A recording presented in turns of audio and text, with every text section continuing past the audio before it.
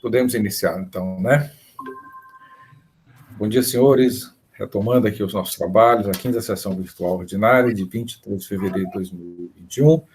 Anuncio o processo de recurso 5160-2017, auto-infração 2017-13-269. Recorrente, Vila Galé Brasil Atividades Hoteleiras Limitada e cela de julgamento. Recorrido ambos, conselheiro relator, doutor Pedro. Tem o julgamento singular parcial procedência, assessoria processual tributária sugere a procedência do feito. Passo a palavra ao doutor Pedro para o relato do processo anunciado. Bom dia a todos, nosso presidente Manuel Marcelo, nossa secretária Ivaneide, nossos conselheiros, doutora Mônica, doutora Helena, doutor William, doutor Pierre, doutor Felipe e o nosso procurador, doutor Matheus. Esse processo é da Vila Galé Vila Galé Brasil Atividade Hoteleiras Limitada, né, que é o recorrido. Um auto de infração lavrado pela cobrança de ICMS no valor de R$ 27.669 e a multa de igual valor. Falta de recolhimento do imposto, no todo ou em parte, inclusive o devido por submissão tributária, na forma e nos prazos regulamentares.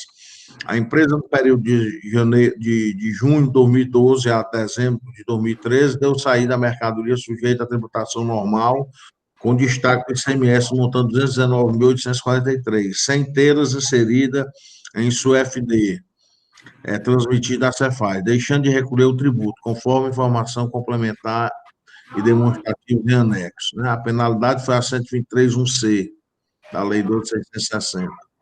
12.670.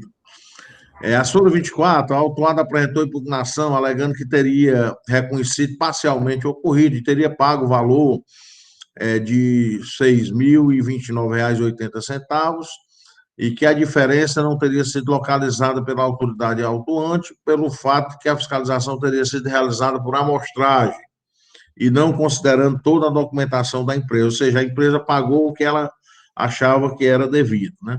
Em análise, em primeira instância, o julgador afastou os argumentos, né? Mas julgou o auto parcialmente procedente, por considerar que a autoridade autuante constatou a ausência de registro de vendas da empresa na FD transmitida, fato esse que resultou na falta do recolhimento do ICMS normais. Ademais, entendeu que não prospera a alegativa da empresa de que os DANFs, que correspondem às notas fiscais eletrônicas e os cupons emitidos, já estariam escriturados em sua FD quando a fiscalização, conforme comparação entre as FD do contribuinte dos seus clientes, não detectou as vendas a eles realizadas, conforme planilha fiscal. A parcial procedência decorreu devido ao pagamento parcial de R$ 6.262,33 realizado pela empresa e foi confirmado pelo meio de consulta ao sistema Receita. Os autos foram remetidos para cá, né? Para a assessoria processual tributária, aliás, que emitiu o parecer pelo provimento do reexame necessário. Ele considerou procedente a autuação, mantendo os fundamentos da decisão de primeira instância, mas entendendo que, quanto à parcial procedência da acusação, ele não concorda com o julgador singular, acha que houve, inclusive, um equívoco, pois o reconhecimento da parte e o respectivo pagamento dessa parte não desfaz a análise do auto de infração na totalidade. Portanto, o julgamento deve ser feito em relação à auto de infração, se procedente ou parcial procedente. Entretanto, deverá ser observado pelo setor competente os valores pagos para a cobrança do restante do ICMS e multa devida. Então, ele entendeu aqui, o assessor, que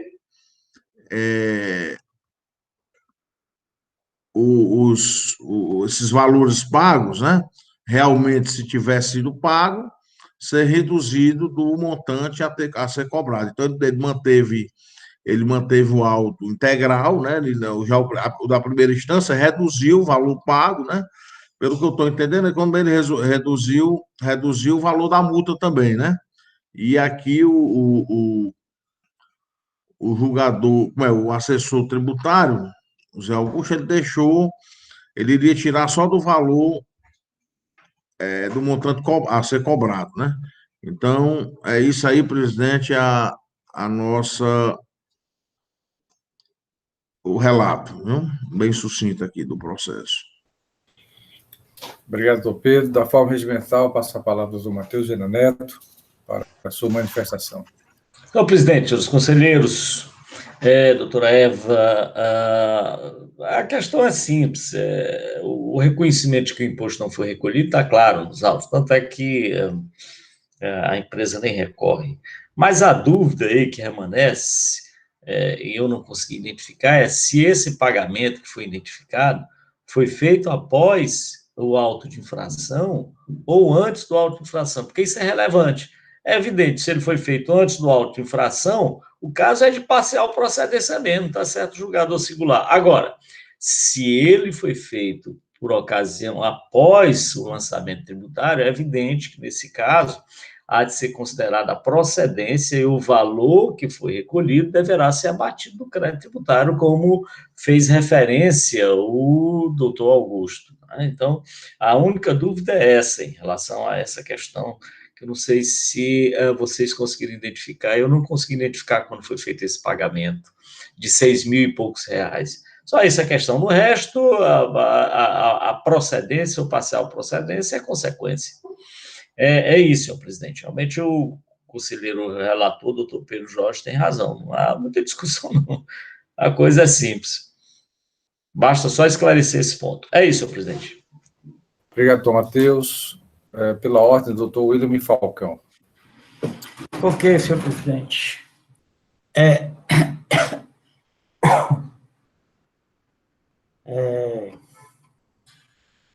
Parece simples, né? Mas às vezes complica um pouquinho. Eu não quero complicar, não, mas eu tenho umas dúvidas aqui. Assim, o contribuinte pagou esse valor, dizendo que analisou e reconhece que esse valor de R$ 6.029,80, ele efetivamente deve. E pagou. Só não vi, assim, um trabalho dizendo pertinente a quais documentos fiscais, né? A quais documentos fiscais. Ele pagou. Ora, ele pagou, logo, o auto foi feito em 27 de julho, e ele pagou dia 31, quando depois recebeu, ele fez, consta que ele pagou nesse dia. O auto de ação foi julgado posteriormente. Ora, nós estamos analisando a acusação fiscal, né? A acusação fiscal, se é procedente, improcedente, no mérito. Como o assessor, o julgador, entendeu que é procedente, mas que ele já tinha adiantado uma parte, julgou parcial procedente. Mas na perícia o entendimento foi esse, não, a acusação é procedente. Aquela acusação fiscal que cobra o ICMS de 27.007.904 é procedente. Pronto, foi isso que o parecer diz. Ocorre que o contribuinte diz que aquele valor cobrado, ele reconhece 6 mil e ele pagou. Aí, tanto é que o parecer diz, na hora que for intimar, você abate esse valor que ele pagou, né? Mas a acusação que ele deixou de fazer isso é procedente. No curso do processo, né, foi que ele pagou os 6 mil, analisando, não, 6 mil eu devo. Eu vou só discutir o restante, a diferença entre 6 mil e os 27 mil é que eu vou discutir. Dizer que não existe. Ele está dizendo que a diferença não existe, ele não ficou calado, não. Ele está dizendo que não existe essa diferença lá na defesa. Na defesa. Aqui na pauta tem recorrente Vila Galé, né? Assim, recorrido ambos. Mas aqui no WebDrive eu não vi realmente o recurso do contribuinte. Tem, mas eu não vi. Aqui é o que está no WebDrive. Não sei se no processo físico se consta, porque na pauta diz que tem o recurso dele, da Vila Galé. Mas no WebDrive não tem. Pois bem, agora vamos para os documentos probatórios. Eu estou vendo, analisando o que está lá no julgamento, porque não vi o recurso.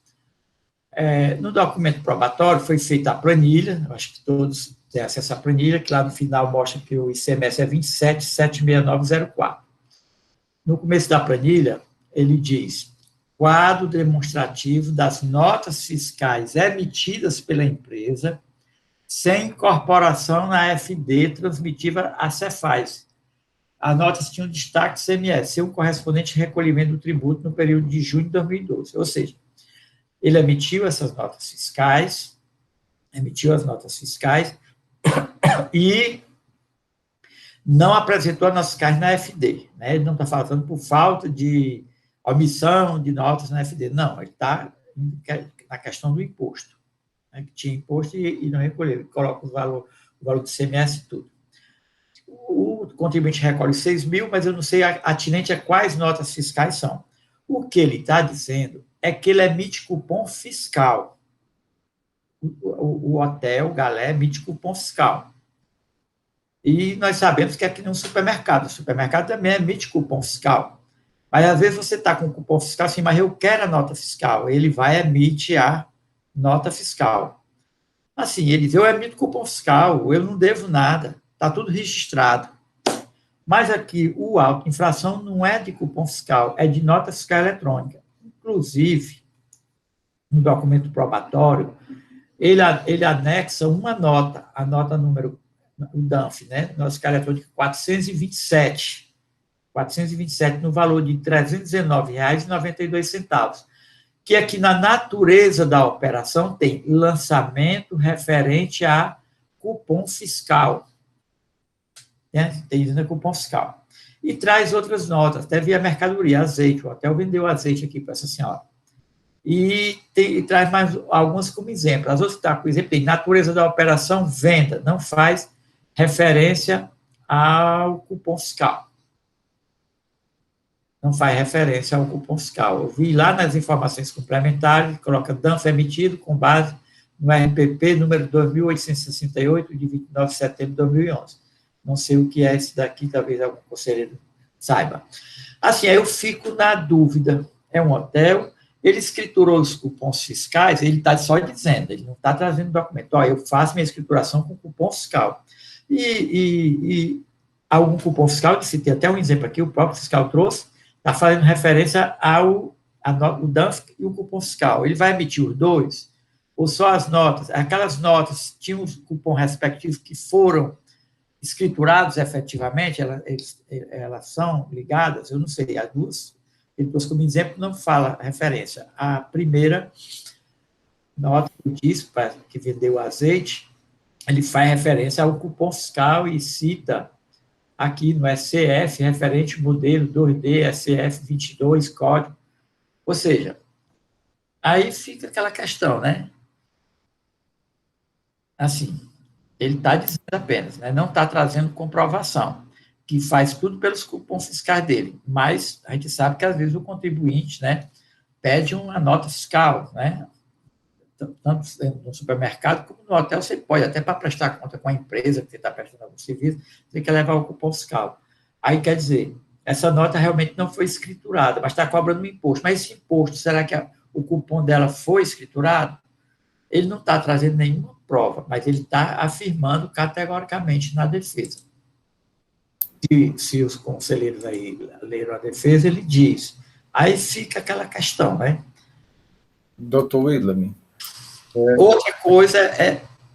Só questão de ordem. Doutor Pierre, se quer se manifestar? Com a palavra, e depois eu repasso a palavra a doutor William, só para esclarecer algum ponto. Doutor Obrigado. Pierre. Doutor William, o contribuinte não apresentou recurso. Essa outra parte transitou em julgado. O que está aqui é só o aproveitamento do pagamento dele, se é dado parcial provimento ou se é mantido com aproveitamento. Só isso. O resto não nos interessa mais, que não tem nenhuma matéria aí a ser discutida, porque o recurso só tem de ofício, o contribuinte não recorreu. Então, ele se conformou com essa aceitação desse pagamento e só. Qualquer outra questão, ele abriu mão, ele não recorreu, certo? Então, transitou em julgado essa questão. Nessa, né, já quanto a essa questão do aproveitamento, eu concordo inteiramente com o parecer, porque iniciada a fiscalização cessa o direito à denúncia espontânea. Não é nem com algo, é iniciada a fiscalização cessa o direito à denúncia espontânea. Então, no caso, quando o contribuinte faz o pagamento, ele, inclusive, faz com a multa por atraso. Quer dizer, ele não faz com a multa do lançamento. Então, neste caso, cessada a adesão espontânea, mas feito o pagamento durante a fiscalização, certo? Ou até posterior, o auto de infração tem que ser mantido, porque o auto de infração é o lançamento. O lançamento tem que ser mantido, senão até o pagamento que ele fez, ele pode pedir o retorno, pode pedir a restituição, que ele fez indevido, não tem lançamento. Então, o auto de infração tem que ser mantido na sua integralidade, com o aproveitamento. E mesmo que se eu soubesse quais eram as operações, certo? Ainda assim, só ia ser aproveitado o que ele pagou, porque tem a diferença da multa de atraso e a multa do lançamento. Como o lançamento é mantido na sua integralidade, até sobre as operações que ele pagou, ele não pagou totalmente. Então, o meu entendimento nesse caso é apreciar apenas essa questão, certo? Dando provimento ao recurso de ofício, julgando totalmente procedente o lançamento, contudo, com a determinação que se abata do valor devido o valor pago. Apenas isso, como o doutor Matheus já havia se pronunciado. Doutor William, qual a palavra? A conclusão que eu comecei falando sobre o julgamento e o parecer é justamente esse. Nós estamos analisando a auto-infração e o julgador já parcial procedente pelo pagamento. Mas que eu conheço, né, há muito tempo, que nós estamos julgando lá, se é improcedente por outro motivo, não pelo pagamento. Mas se a acusação é procedente, ele tem que julgar procedente e mandar, quando o contribuinte foi intimado, abater aquela parte que ele já pagou, lógico, né? Não precisa nem pedir restrição, já abate. Que foi o que o parecer fez. Eu entendo que, levando em consideração, não considerando as questões de analisar se estão lançadas, cupom corretal, da forma que está aqui, já que o contribuinte não entrou com recurso, ele é procedente, conforme está lançado, né? E abateu o valor, na intimação abateu o valor que ele recolheu, 6.029, mas procedente. E o parecer fez isso, inclusive fez essa observação no final, na intimação, abater. Ele fez o cálculo, está aqui o valor, 27 mil, multa 27 mil, total 55. Observação, verificar se houve pagamento parcial, está mandando verificar, se já não verificou, e reduzir do montante a ser cobrado. É isso. Conforme o conselheiro Pierre já... Certo. Mais alguma discussão, senhores? É interessante, é importante fazer essa observação, doutor Pedro, se a decisão for nesse sentido, né, observar exatamente o recolhimento que o contribuinte fez nesse período, ou após a lavratura do auto de infração. Mais alguma discussão, senhores? Então, como vota o conselheiro relator?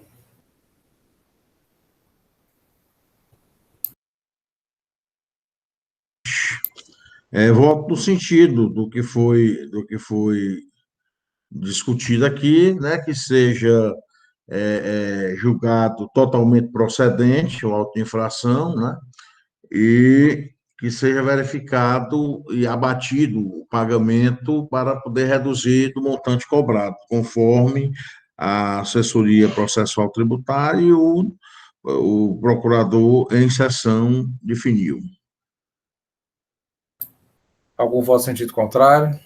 Doutora Helena, levantou a mão. Ok. Desculpe a interpretação.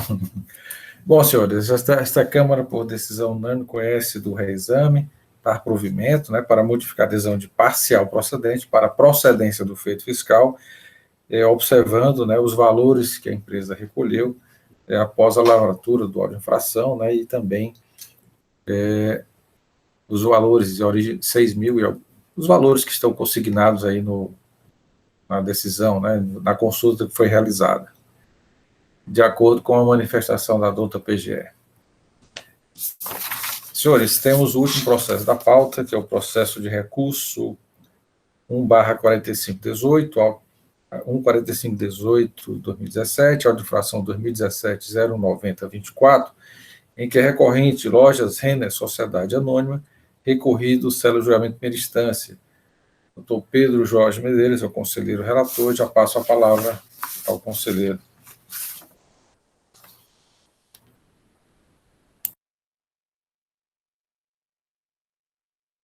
Mais uma vez, bom dia, presidente, a todos. Vamos aqui ao relato da loja Renner. Vixe, Maria. Loja Renner, Sociedade Anônima. A presente demanda consiste em auto-infração lavrado pela cobrança do CMS, valor de R$ 164.293,89 e a multa no igual valor de R$ 164.293,89. Crédito indevido, assim considerar todo aquele escriturado na conta gráfica do ICMS em desacordo com a legislação ou decorrente da não realização de estorno, nos casos exigidos pela legislação. Diante da análise da apuração da FD-SPED, e dos valores recolhidos, constatou-se crédito indevido de ICMS nos meses de julho de 2012, né? Nos meses de julho de 2013 e outubro de 2013, no valor de R$ 164.293,89.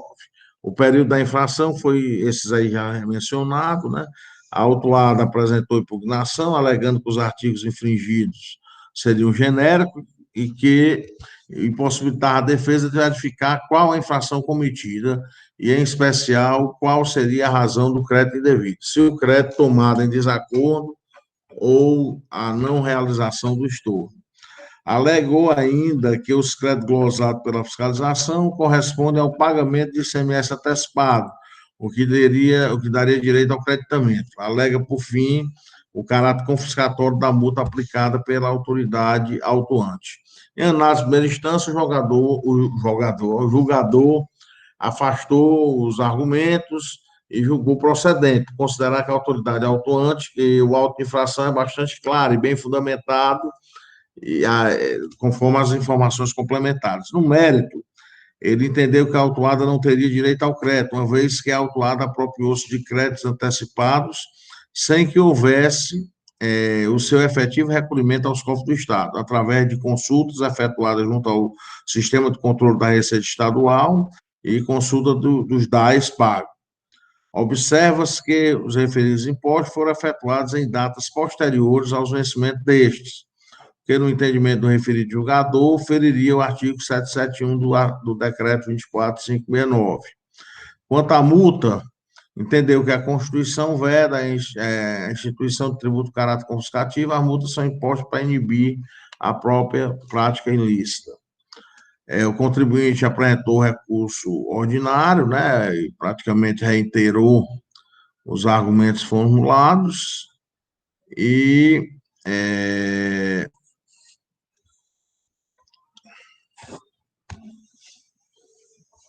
veio para a assessoria processual tributária. O assessor tributário afastou as nulidades, né?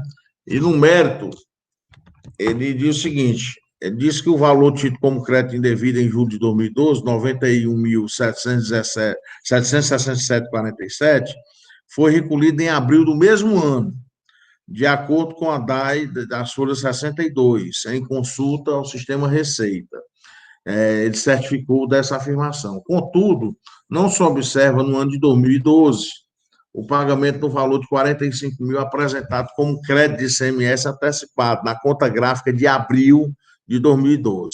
No mesmo sentido, informa que os valores tidos como crédito indevido em julho e outubro de 2013 foram efetivamente recolhidos, conforme documentos de folhas 62 a 68, o que lhe daria o direito do crédito em razão da não cumulatividade característica do ICMS.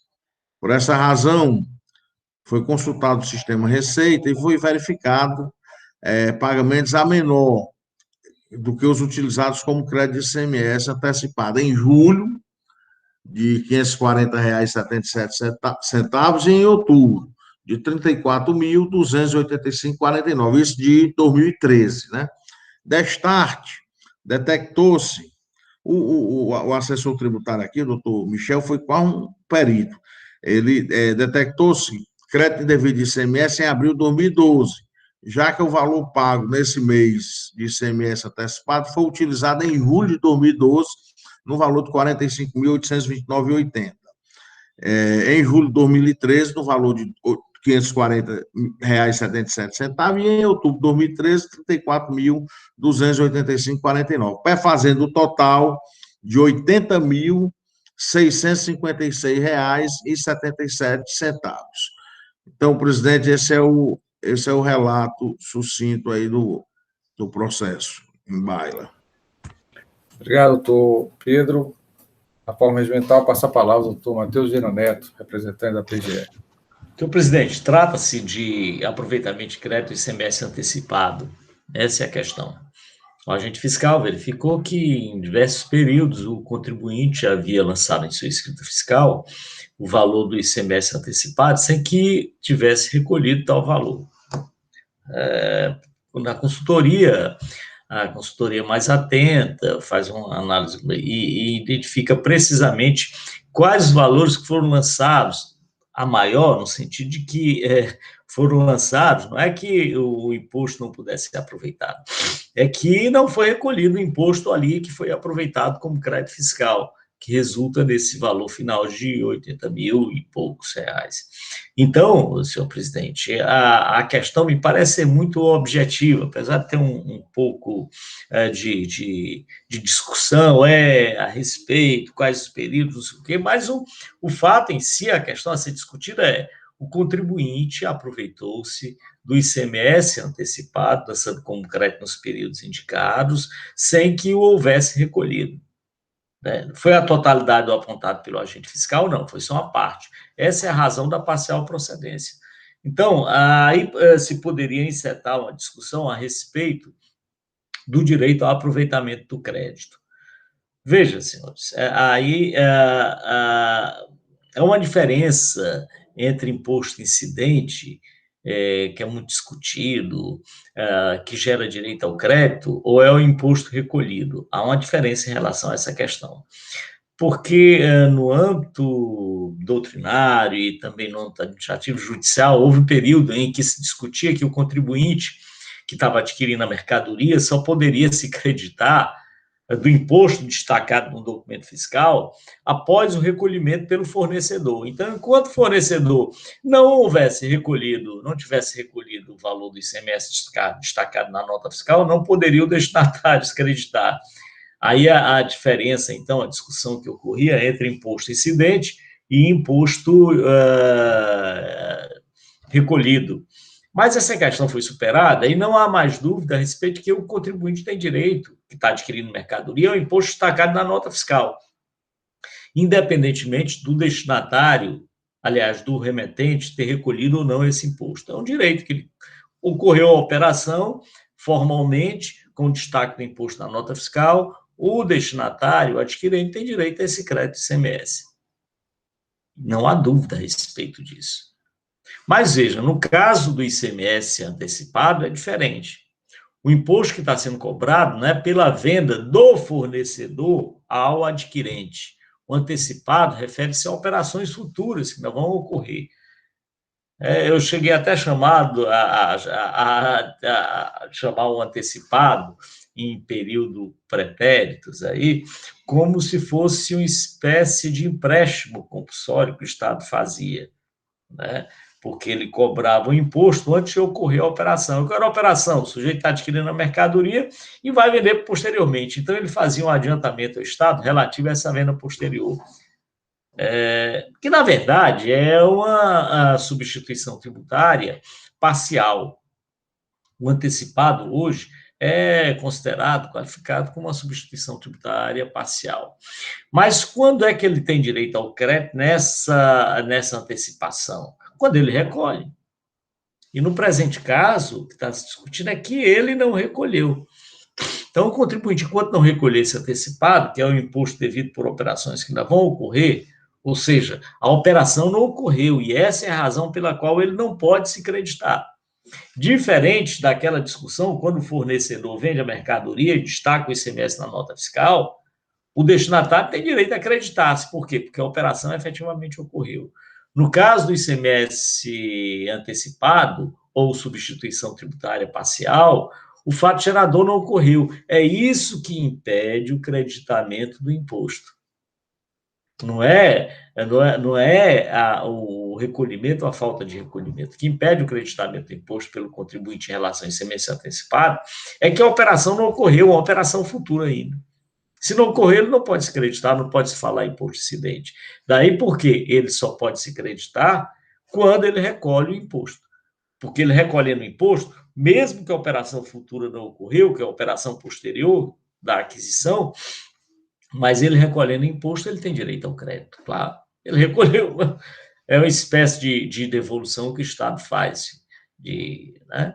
Então, no presente caso, o que ficou caracterizado é que o contribuinte ele não recolheu na totalidade o imposto antecipado. Se ele não recolheu, ele não poderia lançar como crédito fiscal. Então, aquela parte em que ele não recolheu é que está sendo objeto de manifestação por parte do consultor, dizendo, ó, sim, mas ele deve, a multa aí é aplicada por crédito e tal, nessa diferença que ele não recolheu. Então, feitas essas considerações, a Procuradoria entende que o caso, sim, é de parcial procedência na forma identificada pela consultoria. É isso, senhor presidente. Obrigado, doutor Matheus. Processo em discussão, senhores. Algum conselheiro quer se manifestar? Senhor presidente, eu tenho só uma dúvida aqui, porque a planilha da cobrança é julho de 2012, julho de 2013 e outubro de 2013. Né? São 3, está lá a planilha. Aí, então, ele tem o crédito na FD e o efetivamente pago. O crédito na FD de julho foi 152 mil, o efetivamente pago 60 mil, está cobrando 91 mil. 90 mil. O contribuinte, nesse caso específico, falando dos demais não, são mais 2 meses, ele está dizendo que ele pagou 60 mil e depois o remanescente 91 mil pagou em abril. Foi pago antes de julho, pagou em abril esse crédito, só lançou em julho. Está dizendo isso aí. Se formos lá para o parecer, a dúvida agora vem aqui do parecer. Se formos lá para o parecer, né, para evitar, né, que no CONAT é assim, de mandar muita coisa para a perícia, ele se esforçou para fazer o trabalho. Aí ele diz desse jeito, destarte foi lido pelo conselheiro Pedro, detectou-se crédito indevido de ICMS em abril de 2012, já que o valor pago nesse mês de ICMS antecipado foi utilizado em julho de 2012, no valor de 45 mil. Aí ele está falando outro valor na recurso. Ele encontrou 45 mil. Em julho de 2013, aí no final ele chega fazendo o total de 80.656,77. Vê planilha em anexo. Eu não vi a planilha, né? Aqui no sistema não dá, acho que não foi digitado a planilha, do parecer. Aí ficou.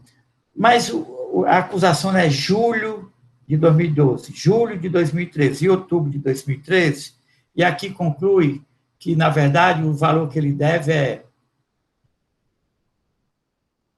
julho de 2012, crédito de serviço de ICMS em abril de 2012, eu estou com dúvida nesse parágrafo, só isso. Aí as folhas 103 do processo, no parecer, 103. 103, estou nela.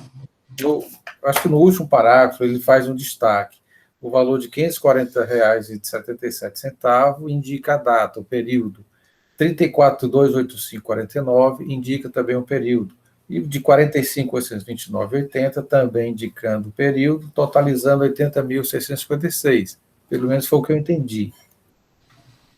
Pois é, não estou referindo, né, os dois, não, só estou me referindo ao mês de julho de 2012, que o contribuinte diz que aquele valor que ele lançou em julho de 2012, 152 mil, ele pagou em abril. Ele pagou em abril. Aí aqui ele faz assim, ó, destacou-se crédito indevido de ICMS em abril. Ele está dizendo que tem um crédito indevido de ICMS em abril. O A parte não está dizendo isso, o autuante não está dizendo isso, está dizendo que o crédito indevido é julho de 2012, julho de 2013 e outubro de 2013. Aí o parecer diz que houve um crédito indevido de ICMS em abril de 2012, está dizendo. Já que o valor pago nesse mês, antecipado, foi utilizado em julho de 2012, no valor de 45 mil. Aí eu não entendi isso aí para mim, se quem puder, eu não entendi. O senhor não queria fazer vista desse processo, não, Toído, para poder fazer uma análise mais... Só questão de ordem. Doutor Felipe, a palavra. Presidente, analisando aqui, realmente o texto está um pouco confuso, conselheiro William, mas ele coloca a data base da planilha, né, que consta tanto no auto de infração como aqui, é julho, ó, é a data do aproveitamento. Então, embora ele fale que o pagamento foi em abril, o valor base do auto de infração, que eu acho que essa é a dúvida, né, se estão coincidindo os meses de apuração que está no auto de infração e que foi apurado no parecer. Ele fala que foi editado em abril, mas o mês da utilização é julho, tal qual está no auto de infração, né? Porque na tabelinha que consta lá no auto de infração, ele não faz referência ao mês do pagamento antecipado, só no mês em que houve a apuração a utilização do crédito. Creio que seja isso, não? Ele quer dizer que o crédito que está sendo acusado no auto de infração em julho de 91.761,47, o crédito indevido, né, que o fiscal está acusando, o que o parecer você está entendendo, conselheiro? O que o parecer está dizendo que, na verdade, não é esse valor. O valor ICMS antecipado, que foi utilizado em julho, é só 45.829. É isso? Assim eu entendi. A planilha não dá para ver a planilha. Não, a minha dúvida era aqui. A planilha, pelo menos, não está aqui nos autos, não vi no eletrônico, né? Não sei se está... Não está digitalizada no arquivo, Alfredo, enfim. Esclareceu, doutor William?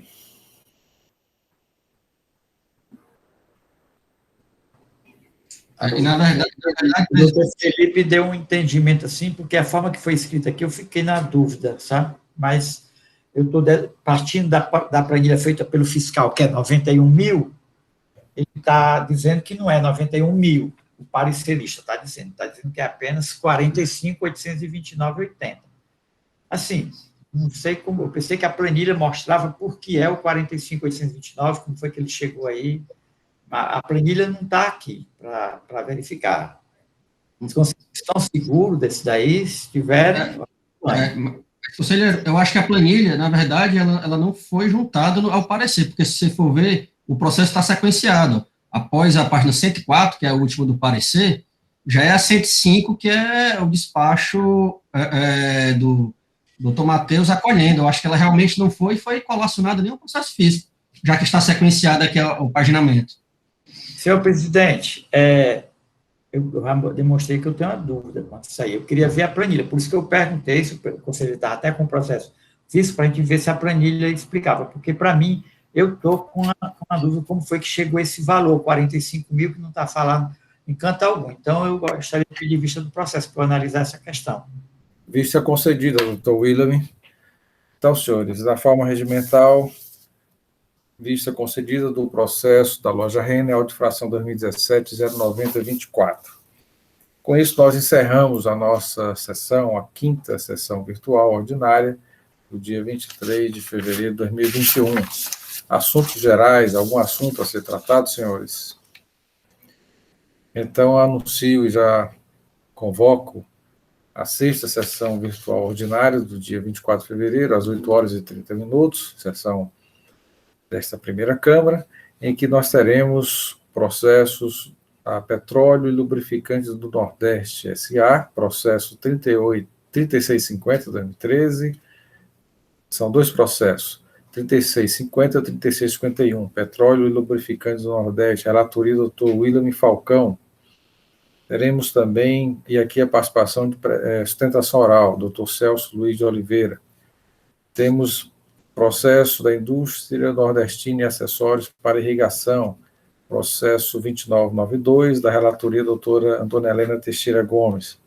São 2 processos da indústria nordestina de acessórios, relatoria da doutora Antônia Helena Teixeira Gomes. Agradeço a participação de todos e até amanhã, se Deus quiser.